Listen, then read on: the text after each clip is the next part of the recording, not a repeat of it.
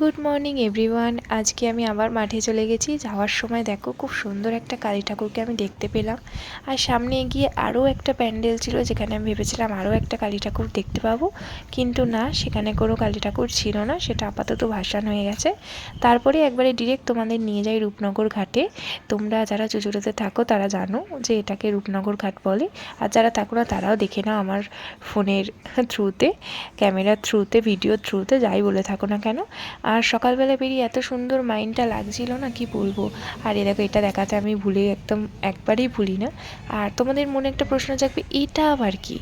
এটা জানি সবাই জানো, বাট আমাদের চুঁচুড়াতে আজকে পিএম আসছে, তো ওর জন্য এটার ব্যবস্থা করা হয়েছে।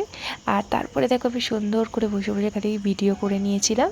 এত সুন্দর মুডটা হয়ে গেছে না, তোমাদেরকে কি বলবো। পারলে তোমরা না নিজেদের জন্য একটা সময় বের করে, যে সময়টাতে শুধু তোমরা নিজেদের মতো করে কাটাবে, তাহলে দেখবে কোনো রকম লাইফের বিভিন্ন স্ট্রেস, বিভিন্ন অ্যাংজাইটি, এভরিথিং একদম ক্লিয়ার হয়ে যাবে। আমার ভিডিওটা যদি তোমাদের খুব ভালো লেগে থাকে, তাহলে ছোট্ট একটা লাইক, একটা শেয়ার আর একটুখানি সাপোর্ট করো। টাটা।